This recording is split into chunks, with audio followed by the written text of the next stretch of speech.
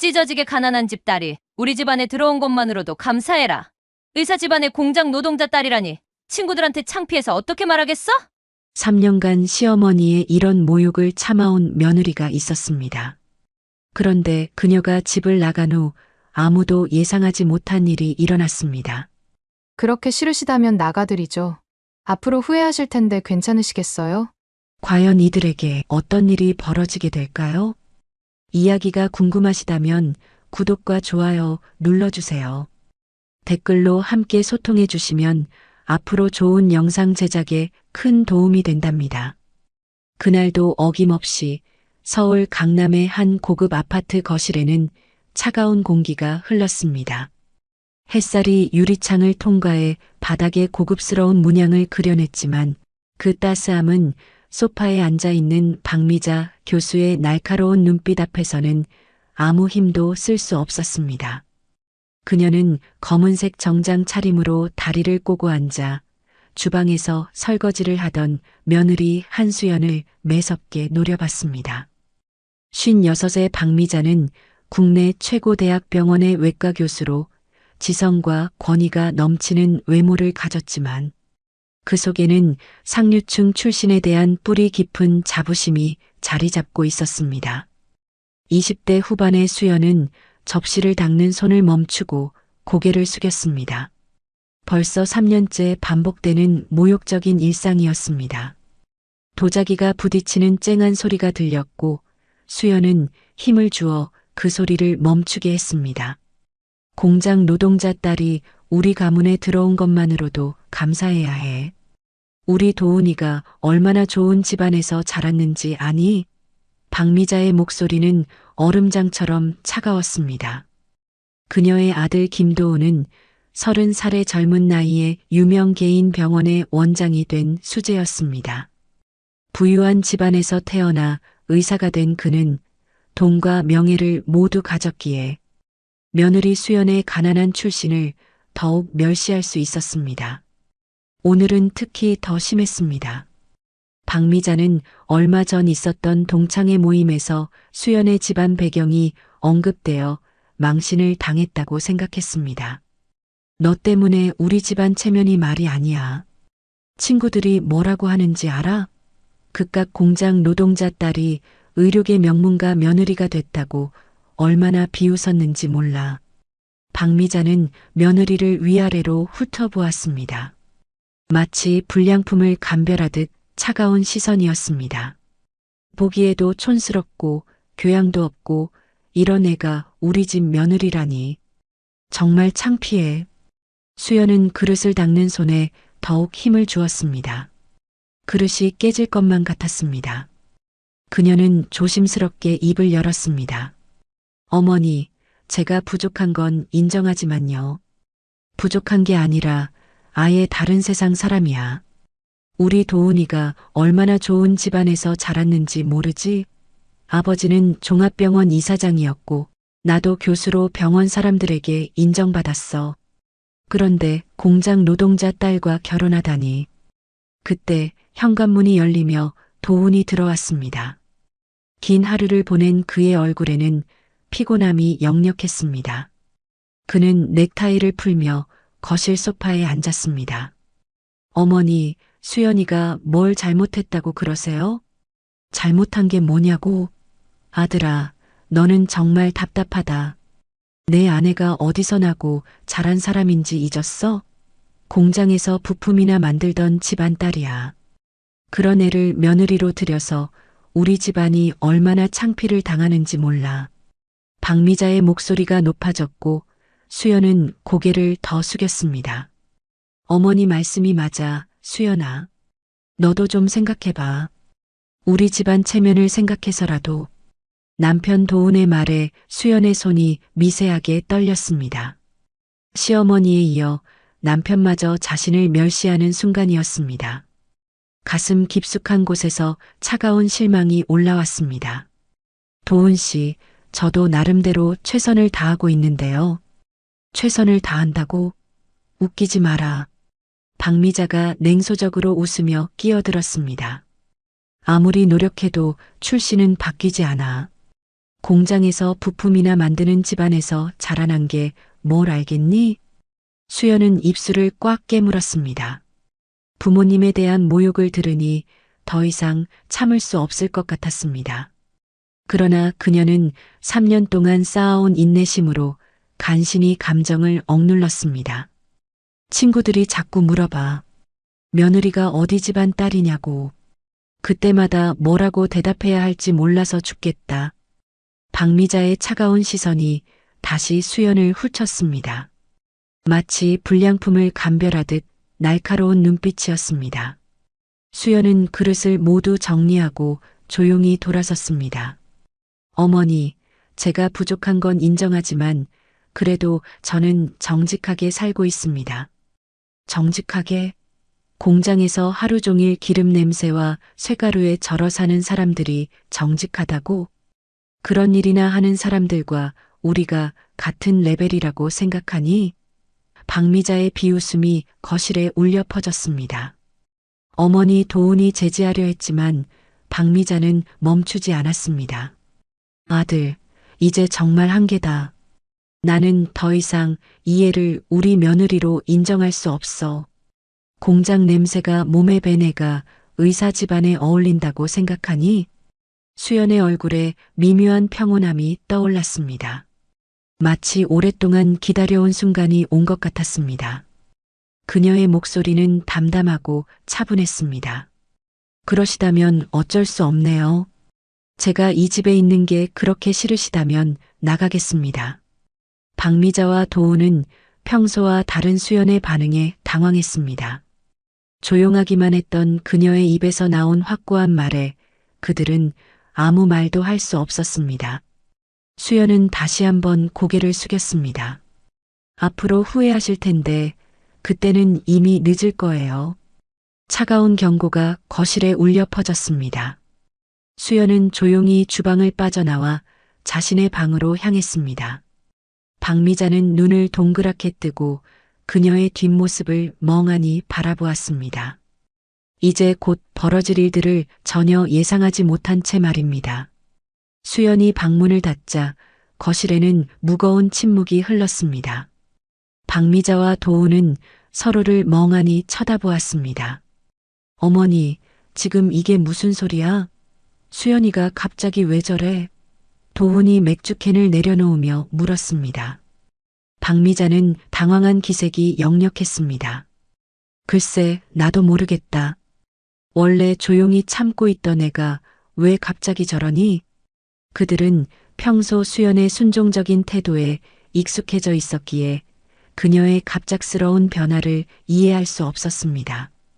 방 안에서는 수연이 차분하게 여행용 가방을 꺼내고 있었습니다.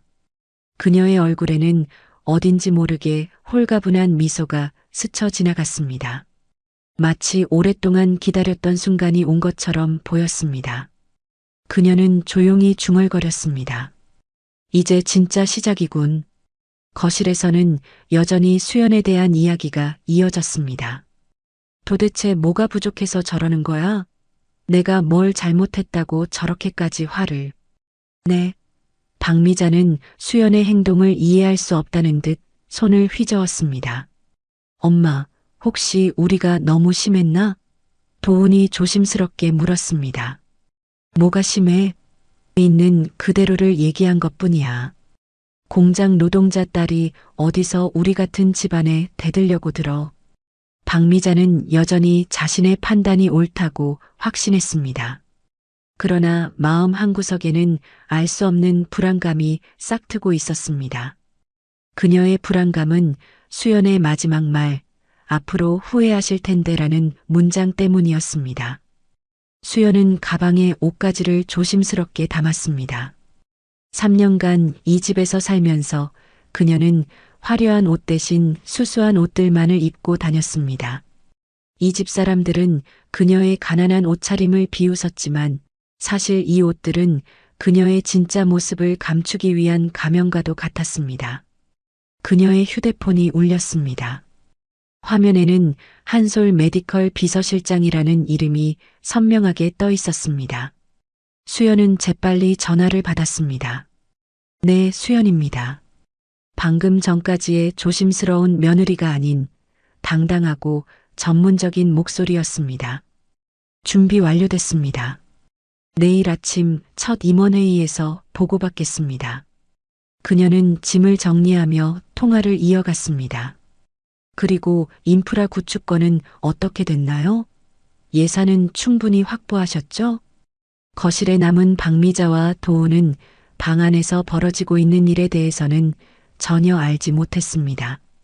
그들은 여전히 수연의 갑작스러운 태도, 변화에 대해 의논하며 시간을 보냈습니다. 다음 날 아침 거실은 어색한 침묵으로 가득했습니다. 수연은 여행용 가방 2개를 끌고 나왔습니다. 평소보다 훨씬 단정하게 차려입은 모습이었습니다. 검은색 블라우스에 회색 정장 바지, 그리고 깔끔하게 올린 머리가 어딘지 모르게 달라 보였습니다. 마치 20대 후반의 젊은 여성이 아닌 능숙하고 노련한 사업가처럼 보였습니다. 정말 나갈 거야? 도훈이 식탁에서 커피를 마시다 말고 물었습니다. 아직도 믿어지지 않는다는 표정이었습니다. 네, 정말 나갑니다. 수연의 대답은 여전히 담담했습니다. 오히려 시원해 보이기까지 했습니다. 박미자는 소파에 팔짱을 끼고 수연을 쳐다보았습니다. 어젯밤 했던 말에 대한 후회는 전혀 없었습니다. 그래, 나가. 어차피 이 집은 내가 있을 곳이 아니었어. 수연아, 그래도 갈 곳은 있어?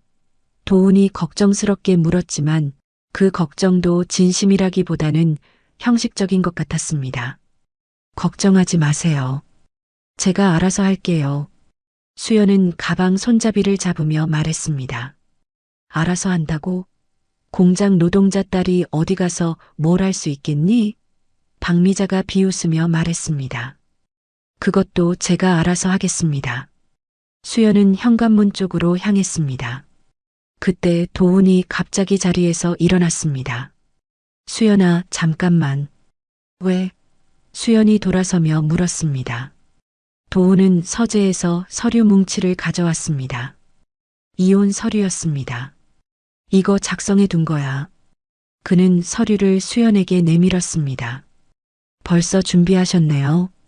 수연은 놀라지도 않았습니다. 오히려 예상했다는 듯 차분히 받아들였습니다. 어차피 이렇게 될 거였잖아. 우리에게 모두 좋은 일이야. 도훈은 시선을 피하며 말했습니다. 죄책감과 안도감이 뒤섞인 복잡한 표정이었습니다. 그래, 아들아. 이제야 정신 차렸구나. 드디어 우리 집안에서 저런 애를 떼어낼 수 있게 됐어. 박미자가 의기양양하게 끼어들었습니다. 수연은 이혼 서류를 펼쳐보았습니다. 이미 도훈의 서명이 되어 있었습니다. 언제 작성하신 거예요? 그녀의 목소리에는 어떤 감정도 없었습니다. 어젯밤에 어머니와 상의해서 도훈의 대답은 솔직했고 거기에는 어떤 미안함도 담겨 있지 않았습니다. 그렇군요. 수연은 가방에서 펜을 꺼냈습니다. 그리고는 주저없이 서명을 했습니다. 수연은 서명이 끝난 서류를 도훈에게 돌려주었습니다. 잘 지내세요. 그리고는 가방을 끌고 현관문을 열었습니다. 잠깐, 수연아. 도훈이 다시 그녀를 불렀습니다. 아직 뭔가 있어? 수연이 문턱에서 돌아보며 물었습니다. 그냥 미안해. 도훈의 사과는 진심처럼 들렸지만 이미 너무 늦어버린 뒤였습니다. 괜찮아요. 이게 최선인 것 같아요. 수연은 문을 열고 나가려 했습니다. 그때 박미자가 마지막으로 한마디를 던졌습니다. 나중에 후회하지 마라. 우리 같은 집안을 차버린 걸. 후회요? 수연이 문턱에서 멈춰서며 돌아봤습니다. 그녀의 얼굴에는 미묘한 미소가 있었습니다. 전 후회 안 할 것 같은데요. 박미자는 눈살을 찌푸렸습니다. 뭐라고? 수연의 목소리에는 이전에는 없던 이상한 자신감이 묻어났습니다. 오히려 이제야 진짜 제 인생을 시작할 수 있을 것 같아요. 박미자는 수연의 자신감 넘치는 모습에 헛웃음을 터뜨렸습니다. 무슨 소리야? 너 같은 애가 뭘 할 수 있다고? 그녀의 목소리에는 여전히 멸시가 가득했습니다. 수연은 그 말을 마지막으로 문을 닫고 아파트를 나섰습니다. 거실에 남은 박미자와 도우는 어리둥절한 표정으로 서로를 쳐다보았습니다. 아들아, 마지막에 수연이 표정 봤어? 뭔가 이상하지 않았니? 박미자가 불안하게 물었습니다. 저도 그런 느낌이 들었어요. 평소와 너무 달랐어요. 도훈이 고개를 끄덕였습니다. 뭐가 달라? 헛새 부리는 거지 뭐.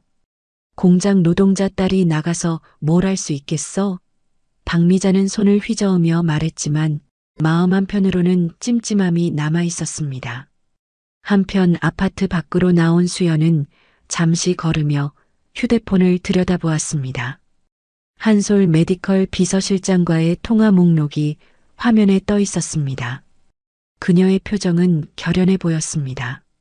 멀리서 검은색 고급 세단 한 대가 다가와 수연의 앞에 멈췄습니다. 기사는 차에서 내려 수연에게 깍듯이 인사했습니다. 부회장님 모시러 왔습니다. 수연은 가볍게 고개를 끄덕이고 차에 올랐습니다. 창밖으로 보이는 아파트를 마지막으로 돌아보았습니다. 이제 시작이군요. 수연의 입가에 의미심장한 미소가 번졌습니다. 마치 오랫동안 감춰왔던 가면을 벗어버린 것 같았습니다. 그녀의 목소리에는 단호함이 묻어 있었습니다. 기사님, 한솔 메디컬 본사로 가주세요. 그녀의 지시에 기사는 망설임 없이 차를 출발시켰습니다. 수연을 태운 차는 강남의 초고층 빌딩 숲을 향해 미끄러지듯 달려갔습니다. 그녀는 조용히 눈을 감고 깊은 숨을 쉬었습니다. 드디어 끝났네. 수연이 혼잣말을 중얼거렸습니다. 이제 더 이상 숨길 필요가 없었습니다.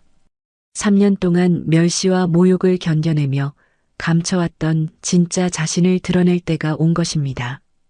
차가 한솔 메디컬의 웅장한 건물 앞에 멈췄을 때 수연은 당당하게 차에서 내렸습니다.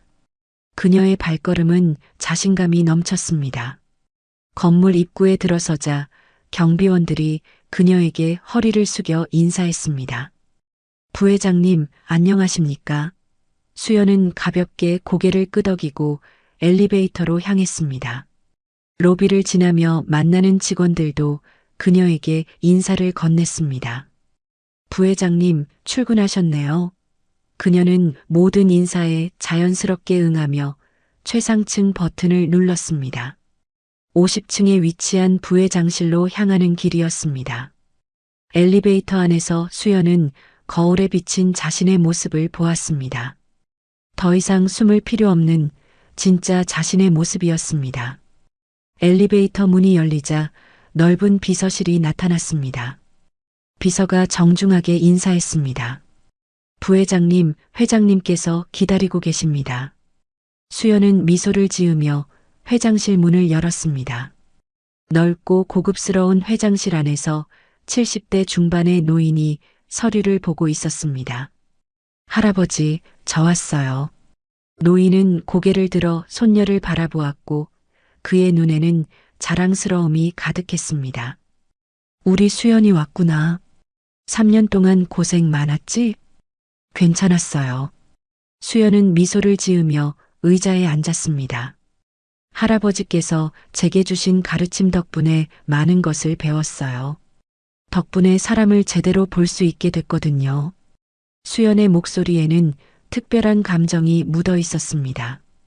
할아버지는 손녀가 그동안 겪었을 일들을 짐작하고 있었습니다. 이번 경험이 내게 어떤 의미였니? 할아버지가 진지한 목소리로 물었습니다.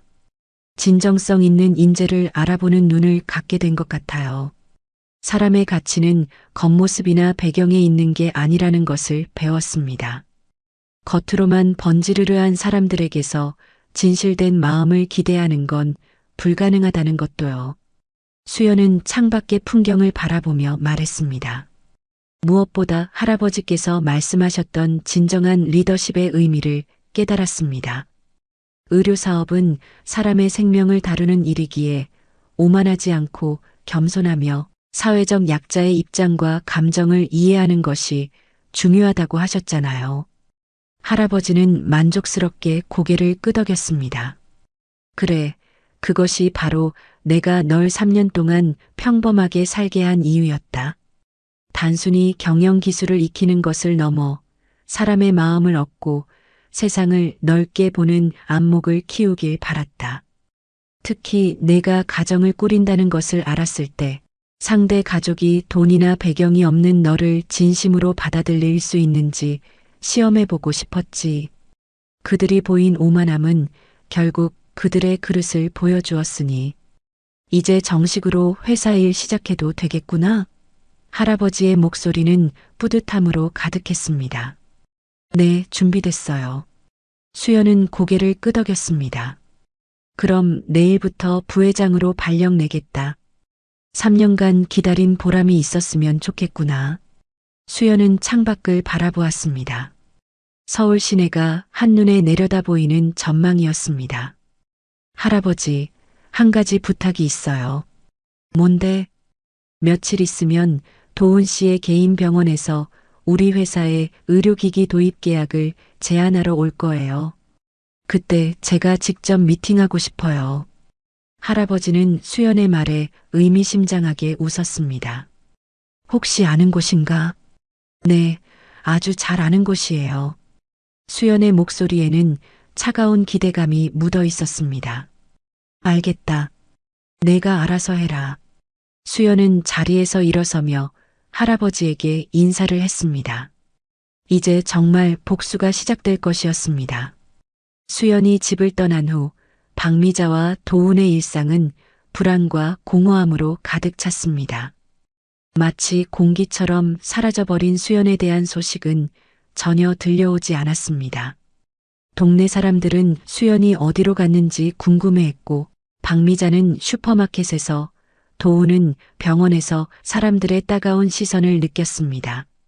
어머니, 사람들이 자꾸 우리를 쳐다보는 것 같아요. 좀 불편해요. 도훈이 불편한 표정으로 말했습니다. 쳐다보면 어때? 우리가 잘못한 게 있니? 박미자는 강하게 말했지만 내심 신경이 쓰이는 것은 어쩔 수 없었습니다. 그런데 수연이는 어디 있는지 연락도 안 오네요. 도훈이 궁금해했습니다. 연락 올 필요도 없어. 이제 남인데. 박미자는 단호하게 말했지만 이상하게도 수연의 마지막 모습이 계속 머릿속에 맴돌았습니다. 그 침착함과 자신감은 허세로만 보이지 않았습니다.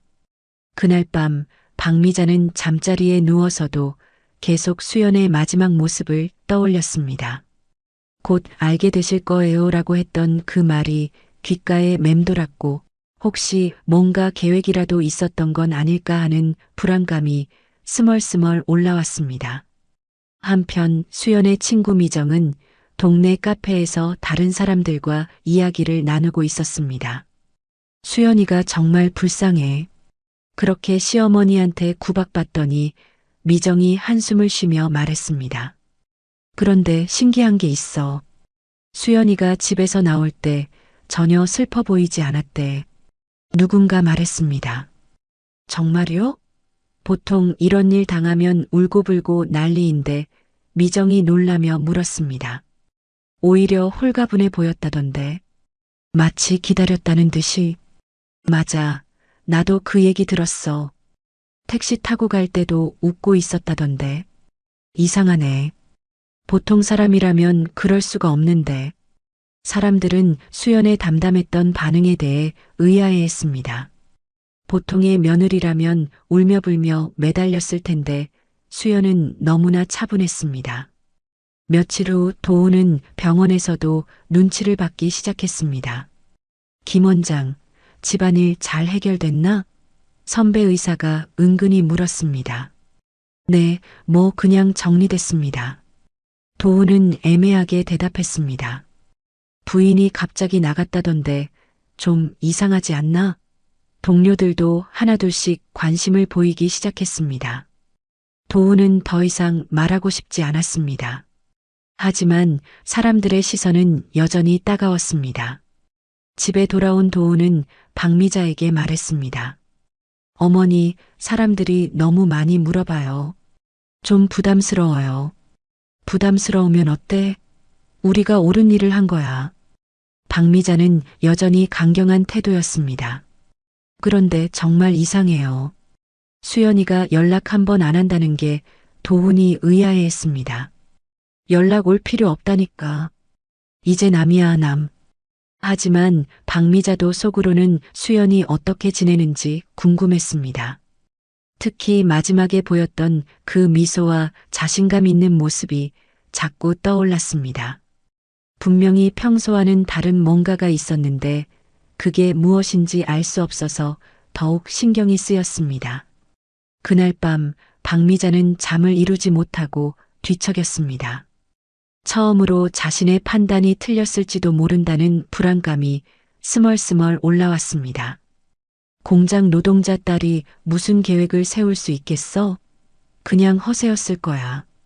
아무리 스스로를 다독여도 수연의 마지막 표정은 허세로 보이지 않았습니다. 그녀의 눈빛은 너무나 확신에 차 있었고 마치 모든 것을 계획하고 있었던 것처럼 보였습니다. 한 달이 흘렀습니다. 도훈이 운영하는 개인 병원에 큰 소식이 전해졌습니다. 김 원장님, 한솔 메디컬에서 저희 병원과 대규모 의료기기 도입 및 연구 협력 계약을 제안했습니다. 간호사가 급히 뛰어와 보고했습니다. 뭐라고? 한솔 메디컬이라고? 국내 최고 의료기기 회사잖아. 도훈의 눈이 번뜩였습니다. 총 계약 규모가 얼마인데요? 그는 흥분을 감추지 못하고 물었습니다. 총 계약 규모가 100억 원이라고 합니다. 우리 병원 역사상 최대 계약이 될 거예요. 간호사의 설명에 도훈은 주먹을 불끈 쥐었습니다. 이 계약만 성사되면 그의 병원은 물론 개인적인 명성도 한 단계 더 높아질 것이었습니다. 100억 원대 규모의 계약 소식에 도훈의 병원은 축제 분위기였습니다. 의사들과 직원들은 모두 흥분했습니다. 이 계약만 성사되면 병원의 규모를 확장하고 최첨단 의료기기를 도입하며 연구소 설립까지도 가능해질 것이었습니다. 이 계약만 따내면 우리 병원이 국내 최고 개인 병원으로 자리매김하게 될 거야. 도훈은 가슴이 벅차올랐습니다. 당연히 관련 담당자들에게는 특별한 인센티브와 승진 기회가 주어질 것이었습니다. 도훈의 눈이 반짝였습니다. 이런 기회를 놓칠 수 없었습니다. 그런데 문제가 있습니다. 경쟁 병원들도 만만치 않아요. 특히 강남의 유명 대형 병원들이 강력한 라이벌이 될 거예요. 간호사가 걱정스럽게 말했습니다. 우리가 이길 수 있을까요? 다른 의사가 물었습니다. 가능성은 있습니다. 하지만 무엇보다 한솔 메디컬 측과의 관계가 중요할 거예요. 그쪽 담당자가 누구인데요? 도훈이 궁금해했습니다. 한솔 메디컬 부회장입니다. 최근에 임명된 젊은 임원이라는 소문이 있어요. 간호사가 설명했습니다. 도훈은 집에 돌아와서 박미자에게 이 소식을 전했습니다. 어머니, 정말 큰 기회가 왔어요. 우리 인생이 바뀔 기회예요. 그의 목소리에는 흥분이 가득했습니다. 무슨 일인데 그렇게 흥분해? 박미자가 궁금해했습니다. 100억짜리 계약이요. 한솔 메디컬이랑 대규모 계약을 하게 됐어요. 이거 따내면 제가 승진은 물론이고 보너스도 엄청날 거예요. 정말? 그럼 우리도 이제 좀 더 여유로워지겠네. 박미자도 기대에 찼습니다. 네, 이 계약만 성사시키면 병원 규모를 확장하고 더 큰 아파트로 이사할 수도 있을 거예요.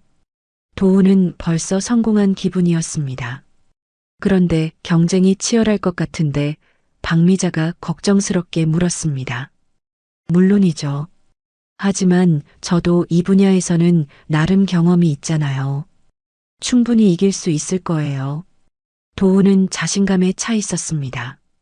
며칠 후 병원은 본격적인 준비에 들어갔습니다. 도우는 직접 프로젝트 팀장을 맡았습니다. 책임이 무거운 만큼 성과도 클 거야. 열심히 해줘. 그는 팀원들에게 힘주어 말했습니다. 네, 최선을 다하겠습니다. 도우는 이제 완전히 이 프로젝트에 몰두했습니다. 팀원들과 함께 제안서를 준비하고 한솔 메디컬 측의 요구사항을 분석했습니다. 하지만 상대방인 한솔 메디컬 부회장에 대한 정보는 많지 않았습니다. 이상하게 정보가 별로 없네요. 젊은 임원이라서 그런 것 같아요. 한 팀원이 말했습니다. 아직 언론에 많이 노출되지 않았나 봐요. 도훈이 추측했습니다. 그런데 소문으로는 상당히 까다롭다던데요. 네, 그리고 해외에서 의학 경영을 공부했다고 하더라고요. 저희 제안서를 아주 세밀하게 검토할 거라고 합니다. 도훈은 더욱 열심히 준비했습니다. 밤늦도록 제안서를 다듬고 프레젠테이션 자료도 완벽하게 만들었습니다. 집에서도 계속 일 이야기만 했습니다. 어머니, 이번 계약만 성사되면 정말 우리 인생이 바뀔 거예요. 우리 가족이 더 높은 곳으로 올라갈 수 있을 겁니다. 박미자도 간절했습니다. 그래, 아들아. 꼭 성공해야 해. 근데 수연이가 없어서 다행이에요. 그런 애가 있었다면 클라이언트 앞에서 얼마나 창피했을지 박미자가 또다시 수연을 언급했습니다. 맞아요. 이제 마음 편하게 일할 수 있어서 좋아요. 도훈도 동조했지만 가끔 수연의 생각이 떠올랐습니다. 어떻게 지내고 있을까, 괜찮을까 하지만 그런 생각은 금세 떨쳐버렸습니다. 지금은 이 중요한 계약에만 집중해야 했으니까요. 드디어 계약 미팅 날짜가 정해졌습니다. 다음 주 금요일 한솔 메디컬 본사에서 최종 프레젠테이션이 있을 예정이었습니다. 도훈은 자신감에 차 있었습니다. 그러나 그는 아직 모르고 있었습니다. 며칠 후 그 회사에서 누구를 만나게 될지를. 드디어 운명의 금요일이 왔습니다. 도훈은 평소보다 일찍 일어나서 깔끔한 정장을 차려 입었습니다. 어머니, 다녀오겠어요.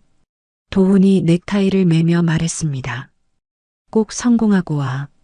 우리 인생이 바뀌는 날이야. 박미자가 아들을 격려했습니다. 네, 걱정 마세요. 이렇게 열심히 준비했는데 안 될 리 없어요. 도훈은 자신감이 넘쳤습니다. 병원에서도 모든 의사들이 긴장한 분위기였습니다. 김 원장님, 준비 다 됐죠? 동료들이 확인했습니다. 네, 완벽합니다. 프레젠테이션 자료도 마지막으로 점검했고요. 그럼 출발합시다. 늦으면 안 되니까. 병원팀이 한솔 메디컬 본사로 향했습니다. 고급 승용차 안에서 도훈은 마지막으로 자료를 점검했습니다. 강남에 도착하자 웅장한 50층 높이의 유리 건물이 눈에 들어왔습니다. 로비의 웅장함에 모든 팀원들이 감탄했습니다. 역시 대기업이네요. 한 팀원이 말했습니다. 클라이언트 수준을 알 수 있어요.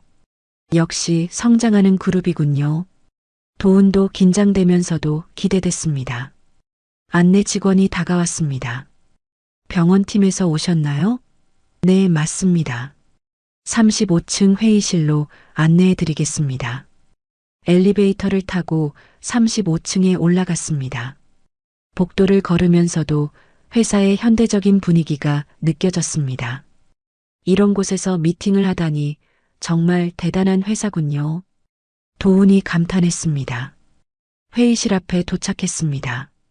문 옆에는 의료기기 도입 미팅이라는 안내판이 붙어 있었습니다. 준비되셨나요? 안내 직원이 문을 열려고 했습니다. 네, 준비됐습니다. 도훈이 답했습니다. 문이 열리자 넓고 현대적인 회의실이 나타났습니다. 한쪽 끝에는 대형 스크린이 있었고 긴 회의 테이블이 놓여 있었습니다. 하지만 회의실 안에는 아직 아무도 없었습니다. 클라이언트는 언제 오시나요? 도훈이 안내 직원에게 물었습니다. 곧 오실 예정입니다.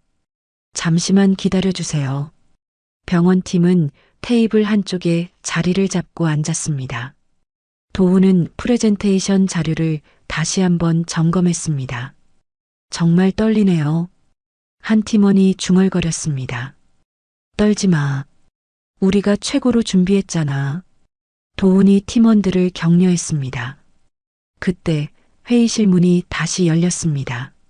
정장을 입은 여성이 들어왔습니다. 우아한 검은색 슈트에 하이힐을 신고 머리는 단정하게 올렸습니다. 안녕하세요. 한솔 메디컬 부회장 한수연입니다. 여성은 자연스럽게 인사했습니다. 도훈의 얼굴이 순간 굳었습니다. 그 목소리, 그 얼굴이 너무나 익숙했기 때문입니다. 수수연아 도훈은 믿을 수 없다는 표정으로 중얼거렸습니다. 동료들은 도훈의 반응을 이상하게 여겼습니다. 김 원장님 아는 분이신가요? 한 팀원이 조심스럽게 물었습니다. 수연은 도훈을 똑바로 쳐다봤습니다. 그녀의 얼굴에는 차분한 미소가 있었습니다. 안녕하세요, 김 원장님. 오랜만에 뵙겠네요. 수연의 목소리는 한 달 전과 완전히 달랐습니다. 당당하고 자신감에 차 있었습니다. 너 내가 왜 여기에? 도훈이 당황해서 말을 더듬었습니다. 일 때문이죠. 저희 회사에서 의료기기 프로젝트를 진행하거든요. 수연은 침착하게 대답했습니다. 회사? 무슨 회사? 도훈이 믿을 수 없다는 표정으로 물었습니다. 한솔 메디컬입니다. 제가 부회장을 맡고 있어요. 수연은 명함을 도훈에게 건넸습니다. 도훈은 떨리는 손으로 명함을 받았습니다. 한수연 한솔 메디컬 부회장이라고 적혀 있었습니다. 이게 무슨 일이야? 도훈의 목소리는 떨렸습니다. 동료들은 상황을 파악하지 못하고 어리둥절한 표정을 지었습니다. 김 원장님, 혹시 개인적으로 아시는 분인가요? 동료가 어색하게 물었습니다. 네, 전 남편입니다. 수연이 담담하게 말했습니다. 회의실이 순간 조용해졌습니다. 모든 사람들이 놀란 표정을 지었습니다. 전 남편이라고요? 동료가 놀라며 되물었습니다. 네, 맞습니다. 한 달 전까지 부부였죠. 수연은 여전히 침착했습니다. 그럼 공장 노동자 도훈이 말을 잇지 못했습니다. 공장 노동자 딸이요? 맞아요. 제 어머니는 공장에서 일하셨죠. 수연의 목소리에는 평온함이 있었습니다. 하지만 그건 제가 사회 경험을 쌓기 위해서였습니다. 밑바닥부터 시작해서 모든 것을 경험해 보라는 할아버지의 가르침이었거든요. 도훈은 입을 벌린 채 수연을 바라보았습니다. 할아버지가 누군데? 한솔 메디컬 창업자이신 한 회장님이세요. 제 친할아버지죠. 수연의 설명에 회의실 안 모두가 충격을 받았습니다. 그럼 너는 처음부터 의료재벌 상속녀였다고? 도훈이 힘겹게 물었습니다. 네, 맞습니다. 수연은 고개를 끄덕였습니다. 그런데 왜 그걸 숨겼어? 도훈이 힘겹게 물었습니다. 숨긴 게 아니라 아직 때가 아니었어요. 3년 동안 일반인으로 살아보라는 할아버지의 명령이었거든요. 수연은 회의실을 둘러보며 말했습니다. 그 3년이 끝났고 이제 정식으로 회사를 이어받게 됐어요. 도훈의 얼굴이 창백해졌습니다. 자신이 무엇을 했는지 깨닫기 시작했습니다. 수연아, 나는 도훈이 말하려 했지만 수연이 손을 들어 제지했습니다. 지금은 개인적인 이야기를 할 시간이 아니에요. 업무 미팅을 진행해야죠. 수연은 의자에 앉으며 말했습니다. 그럼 병원팀의 프레젠테이션을 들어보겠습니다. 도훈은 아직도 충격에서 헤어나오지 못했습니다. 손이 떨려서 자료를 제대로 잡을 수도 없었습니다. 동료들은 그의 상태를 걱정했습니다. 김 원장님 괜찮으세요? 아, 네, 괜찮습니다. 도훈이 어렵게 대답했습니다. 그러면 시작하시죠. 수연이 차분하게 말했습니다. 도훈은 떨리는 손으로 프레젠테이션을 시작했습니다. 하지만 머릿속이 하얗게 변해서 제대로 진행할 수가 없었습니다. 그동안 완벽하게 준비했던 모든 내용이 머릿속에서 사라져버렸습니다. 수연의 정체를 알고 나니 모든 것이 달라 보였습니다. 프레젠테이션이 끝나고 회의실은 어색한 침묵에 휩싸였습니다. 도훈은 식은땀을 흘리며 수연의 반응을 기다렸습니다. 자료 검토 후 연락드리겠습니다. 수연이 공식적으로 말했습니다. 동료들은 어리둥절한 표정으로 자리에서 일어났습니다. 그럼 저희는 이만 실례하겠습니다. 동료가 인사하며 나가려 했습니다. 잠깐, 김 원장님만 잠시 남아주세요. 수연이 도훈을 불렀습니다. 팀원들이 모두 나가고 회의실에는 수연과 도훈만 남았습니다. 너 정말 한솔 메디컬 부회장이야? 도훈이 믿을 수 없다는 표정으로 물었습니다. 네, 정말이에요. 수연이 담담하게 답했습니다. 그럼 왜 그동안 속였어? 왜 공장 노동자 딸인 척했어? 속인 게 아니에요.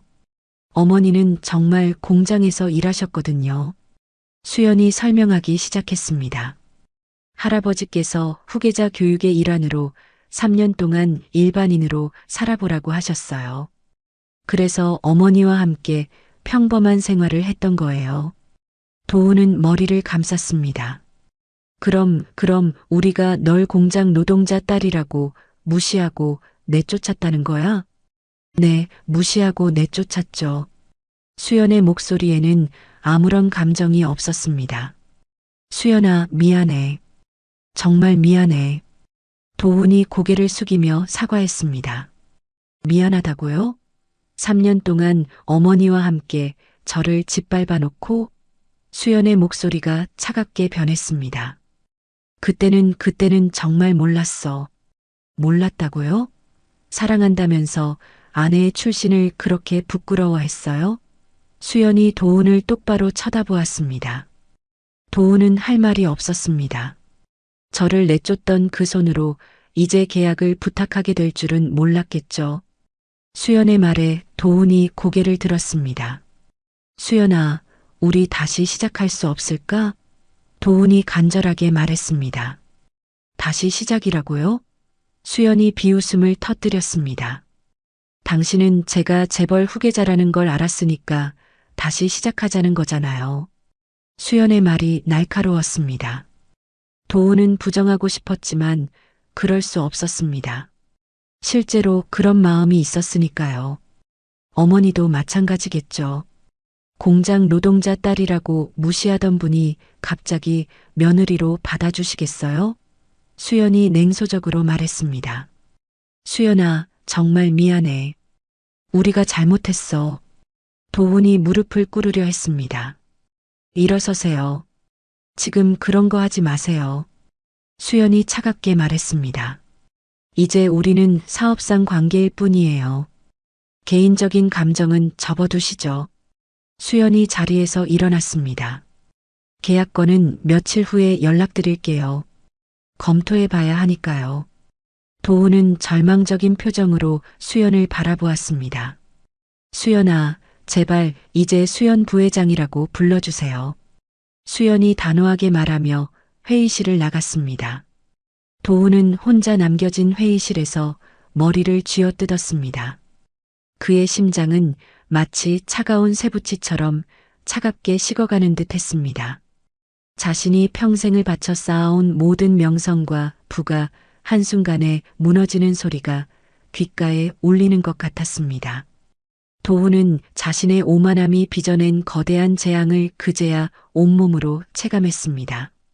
그는 떨리는 손으로 휴대폰을 꺼내 어머니 박미자에게 전화를 걸었습니다. 목소리는 이미 절박함으로 갈라져 있었습니다. 어머니, 지금 당장 한솔 메디컬로 오세요. 도훈아, 무슨 일인데 그렇게 다급해? 목소리가 왜 그래? 박미자의 목소리는 여유로웠지만 도훈의 떨림은 그녀의 마음에도 깊이 스며들었습니다. 수연이 때문입니다. 제발 지금 당장 와주세요. 제가 미쳐버릴 것 같아요. 도훈의 절규에 가까운 목소리에 박미자는 등골이 서늘해졌습니다. 그녀는 아들의 목소리에서 느껴지는 깊은 불안감에 이끌려 한솔 메디컬로 향했습니다. 50층 건물의 웅장한 로비에서 아들을 만난 박미자의 눈은 불안으로 가득했습니다. 도훈의 얼굴은 창백했고 눈은 초점 없이 흔들리고 있었습니다. 아들아, 도대체 무슨 일이야? 왜 그래? 박미자는 불안한 손으로 도훈의 어깨를 잡았습니다. 도훈은 아무 말 없이 로비 의자에 털썩 주저앉았습니다. 그의 몸짓에는 이미 모든 것을 잃은 자의 절망이 묻어 있었습니다. 어머니, 수연이가 이 회사 부회장이래요. 도훈의 목소리는 한없이 작고 허무했습니다. 마치 모든 기운을 잃어버린 사람 같았습니다. 박미자는 그 말에 자신의 귀를 의심했습니다. 뭐라고? 너 지금 무슨 말하는 거야? 농담이지? 그녀는 웃음을 지으려 했지만 입술은 굳어버렸습니다. 한솔 메디컬 창업주 손녀래요. 도훈의 말에 박미자의 얼굴은 완전히 하얗게 질렸습니다. 그녀는 마치 세상이 무너지는 듯한 충격을 받았습니다. 그럼 우리가 공장 노동자 딸이라고 무시하고 내쫓았죠? 도훈은 고개를 숙이며 웅얼거렸습니다. 박미자의 다리에서 힘이 풀려 그 자리에 주저앉았습니다. 그녀의 머릿속에는 지난 3년 동안 수연에게 퍼부었던 온갖 모욕적인 말들이 주마등처럼 스쳐 지나갔습니다. 그녀는 자신이 한 행위의 무게를 비로소 깨달았습니다. 그동안 그토록 멸시했던 가난이 이제 자신들의 눈앞에 닥친 현실이 될 수도 있다는 공포가 그들을 덮쳤습니다. 그럼 계약은 어떻게 되는 건데? 우리가 완전히 망했구나. 박미자의 떨리는 목소리는 절망으로 가득했습니다. 며칠 후 그들의 절망은 현실이 되었습니다. 도훈의 병원에 한솔 메디컬에 연락이 왔습니다. 아쉽게도 이번 계약은 진행하지 않기로 결정했습니다. 전화 너머로 들려오는 목소리는 한치의 감정도 없이 차가웠습니다. 네, 뭐라고요? 도훈이 믿을 수 없다는 표정으로 소리쳤습니다. 검토 결과 저희 기준에 부합하지 않는다고 판단됐습니다. 그뿐만 아니라 다른 대형 병원들에게도 귀 병원의 신뢰성에 대해 문의가 있었습니다. 전화가 끊기자 도훈은 멍하니 수화기를 들고 서 있었습니다. 그의 얼굴은 공포로 창백해졌습니다. 수연이 조용히 흘린 한마디가 거대한 파문이 되어 의료계 전반에 퍼진 것입니다. 얼마 지나지 않아 서울의 주요 대형 병원들에서 줄줄이 계약 해지 통보가 쏟아졌습니다. 김 원장님, 큰일 났어요. 삼성의료원에서 기존 계약 해지한다고 합니다. 직원의 다급한 목소리에 도훈은 힘없이 주저앉았습니다. 서울 아산병원에서도 서울대병원에서도 같은 연락이 왔습니다. 그의 병원은 하루아침에 주요 클라이언트들을 모두 잃고 문을 닫아야 할 위기에 처했습니다. 동료들은 차가운 눈빛으로 그를 몰아세웠습니다. 김 원장님 개인적인 문제 때문에 우리 모두가 망하게 생겼잖아요. 그들의 비난은 화살이 되어 도훈의 심장에 박혔습니다. 같은 시각 박미자 역시 대학병원에서 해고 통보를 받았습니다. 그녀는 지난 30년간 쌓아온 모든 명성이 한순간에 무너지는 것을 지켜봐야 했습니다. 박 교수님 죄송합니다. 이번 사건에 책임을 져야 한다고 하네요. 대표님, 저 때문이 아니잖아요. 그녀는 절규했지만 이미 결정된 일이었습니다. 그날 저녁 모든 것을 잃은 박미자와 도훈은 서로를 바라보며 절망했습니다. 그들의 눈가에는 후회와 비통함의 눈물이 그렁그렁 맺혔습니다. 몇 달이 지나자 그들의 상황은 더욱 비참해졌습니다. 도훈은 재취업을 하려고 했지만 수연이 조용히 놓은 압력으로 인해 가는 곳마다 문전박대를 당했습니다. 또 떨어졌어요. 면접까지 봤는데 갑자기 연락이 안 와요. 도훈은 지쳐 있었습니다. 수연이가 아니 수연 부회장이 우리를 계속 방해하는 것 같아. 박미자의 목소리에는 두려움이 있었습니다. 이렇게 살 수는 없어.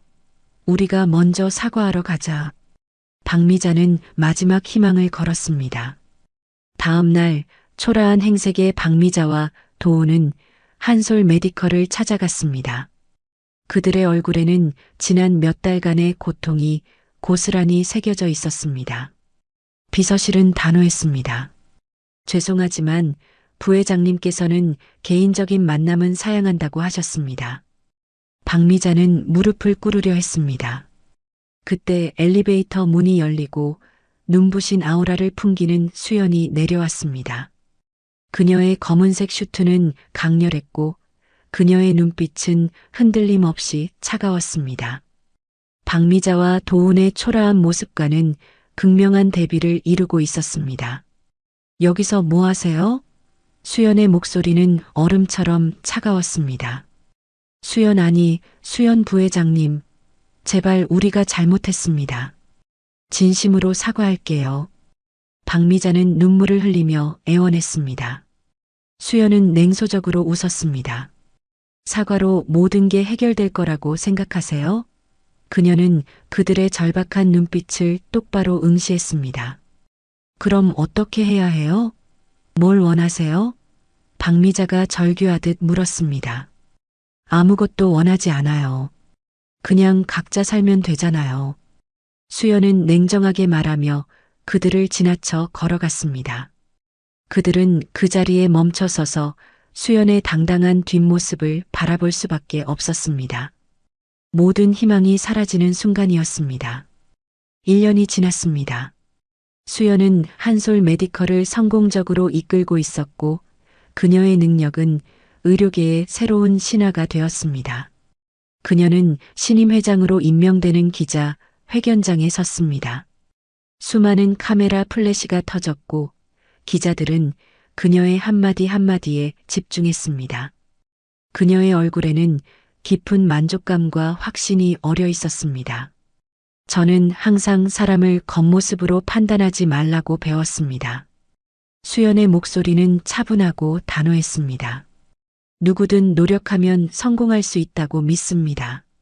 하지만 다른 사람을 무시하고 멸시하는 사람들에게는 그에 합당한 대가가 따른다는 것도 분명히 말씀드리고 싶습니다. 기자들이 술렁거렸습니다. 그녀의 말이 과거의 어느 누군가를 향하고 있다는 것을 모두가 짐작했습니다. 그 순간 TV를 보던 박미자와 도훈은 경악했습니다. 그들은 낡은 아파트의 좁은 방에서 초라한 모습으로 앉아 있었습니다. 저게 수연이야. 박미자의 떨리는 목소리는 믿을 수 없다는 듯 허공을 갈랐습니다. 회장이 됐네요. 도훈의 목소리는 힘없이 늘어졌습니다.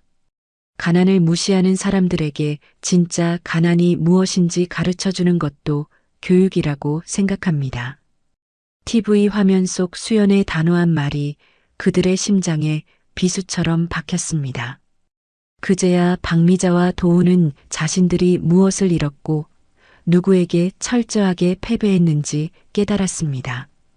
그들은 모든 것을 잃은 채 자신들이 멸시했던 가난이라는 것을 온몸으로 체험하며 살아가야 했습니다. 무시당하던 며느리는 이제 없었습니다. 진짜 자신의 모습으로 살아가는 그녀는 진정한 승자가 되었습니다. 오늘 이야기를 끝까지 들어주셔서 감사합니다. 영상 보시고 느끼신 감정, 댓글로 함께 나눠주세요. 여러분의 한마디가 누군가에겐 큰 위로가 될 수 있습니다. 영상이 마음에 드셨다면 구독과 좋아요로 응원 부탁드립니다.